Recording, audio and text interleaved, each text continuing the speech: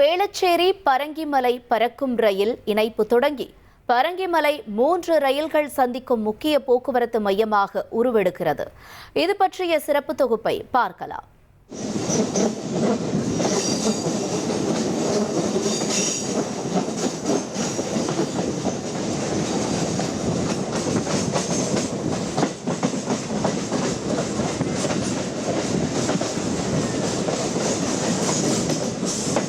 தென்சென்னை மக்களுடைய 15 ஆண்டு கால காத்திருப்புக்கு ஒரு வழியாக தேதியை குறிச்சிருக்கிறாங்க ரயில்வே நிர்வாகம்.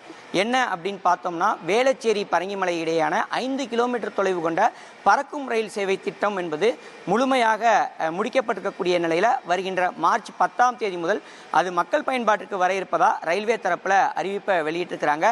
இந்த நிலையில தான் இறுதிக்கட்ட பணிகள், அதாவது ரயில் நிலையங்களை சுத்தப்படுத்தக்கூடிய பணிகளில் இங்கு இருக்கக்கூடிய ரயில்வே ஊழியர்கள் ஈடுபட்டு வரக்கூடிய காட்சிகளை நாம் நேரடியாக பார்த்து வருகிறோம். 15 ஆண்டுகளாக இந்த ஒரு நாளுக்காக காத்திருந்த தென்சென்னை மக்களின் கனவு இப்போது நனவாகிறது. மார்ச் 10ஆம் தேதி முதல் வேளச்சேரி பரங்கிமலை பறக்கும் ரயில் சேவை மக்கள் பயன்பாட்டிற்கு வருகிறது. இது ஒரு சாதாரண ரயில் சேவை துவக்கம் அல்ல.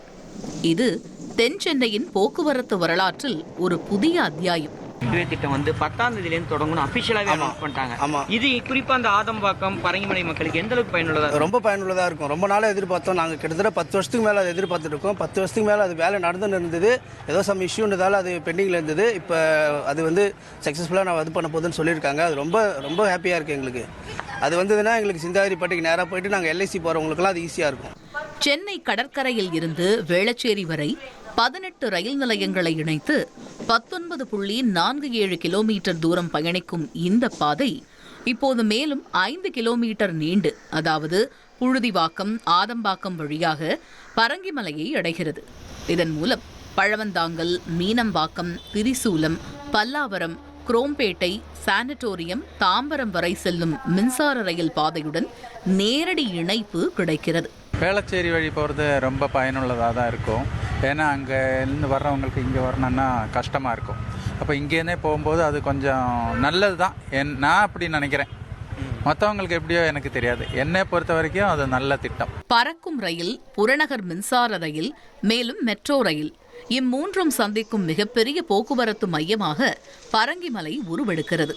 தினமும் ஆயிரக்கணக்கானோர் வேலைக்காக, கல்விக்காக, மருத்துவத்திற்காக நகரின் பல திசைகளுக்கு பயணம் செய்கிறார்கள். அவர்களுக்கு இது வெறும் 5 கிலோமீட்டர் நீட்டிப்பு அல்ல. இது நேர சேமிப்பு, இது செலவு குறைப்பு, இது நிம்மதியான பயணம். ரொம்ப வசதியான இது சார். இது 5 கிலோமீட்டரில் போயிடும் இங்கேருந்து வேளச்சேரி. ஆனால் இதே கடற்கரை போயிட்டு அப்படி சுற்றின்னு வந்தால் 1 ஹவர் ஆகுது. இது ஒரு 1/2 ஹவர், அது ஒரு 1 ஹவர், 1.5 மணி நேரம் ஆகும். இது இந்த பக்கம் விழுப்புரம், செங்கல்பட்டு, தாம்பரம் இந்த ரூட்டில் வர்றவங்களுக்கெல்லாம் நல்ல சௌகரியமாக இருக்குது சார். நல்ல வசதி. இது ரொம்ப கூடிய சீக்கிரம் ஓப்பன் பண்ணாங்கன்னா நல்லாயிருக்கும். ஏன்னா ஏற்கனவே 8 வருஷமாக இதில் போட்டாங்க. அது இப்போ தான் ரெடி பண்ணுறாங்க. அதனால் நல்ல சௌகரியமான இது சார் ஜனங்களுக்கு.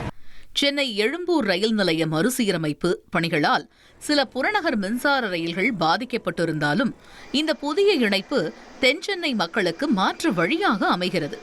15 ஆண்டுகளாக எப்போது துவங்கும் என்ற கேள்வி எழுந்த இடத்தில் இன்று எப்போது முதல் பயணம் என்ற உற்சாகம் எழுகிறது.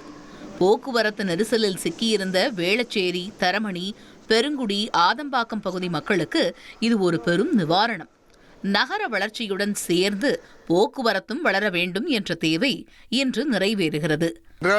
ரொம்ப யூஸ்ஃபுல்லாக தான் இருக்கும். அல்லது கொஞ்சம் கம்மியாக இருக்கும். இப்போ இதெல்லாம் இந்த அளவுக்கு கஷ்டம் வராது. இப்போ இங்கே அது பஸ் ரொம்ப கொஞ்சம் ஃப்ரீயாக இருக்கும். அங்கே ட்ரெயின் விட்டாங்கன்னா நல்லா அப்படி போக ஆரம்பிச்சிடுவாங்க. இது கொஞ்சம் ஃப்ரீயாக இருக்கலாம். இப்போ அந்த ட்ரெயின் சர்வீஸ் வரதுனால எங்கெங்கே ஈஸியாக போக முடியும்னு நினைக்கிறீங்க?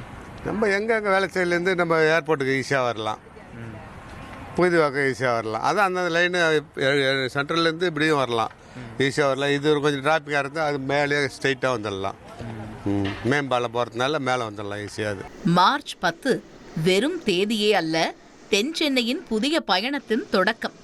பரங்கிமலை இனி ஒரு நிலையம் மட்டுமல்ல, முக்கிய போக்குவரத்து சந்திப்பாக சென்னையின் வரைபடத்தில் தன் இடத்தை உறுதிப்படுத்துகிறது.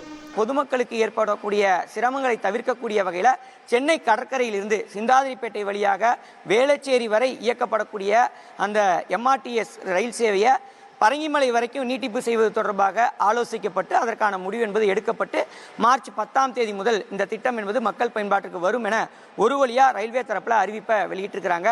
இதன் மூலம் தென்சென்னை மக்கள் மிகுந்த மகிழ்ச்சிக்கு ஆளாகி இருக்கிறாங்க. காத்திருப்பின் கடைசி நிலை கடந்தது. இன்னும் சில நாட்களில் பயணமும் ஆரம்பிக்கிறது. தந்தி டிவி செய்திகளுக்காக சென்னையில் இருந்து செய்தியாளர் தாயுமானவன். உங்கள் தந்தி ஒன் தொலைக்காட்சியில் காதலும் கலகலப்பும் நிறைந்த ஒரு புத்தம் புதிய ஃபேண்டசி தொடர் ராஜா ராணி தினமும் இரவு 8 மணிக்கு.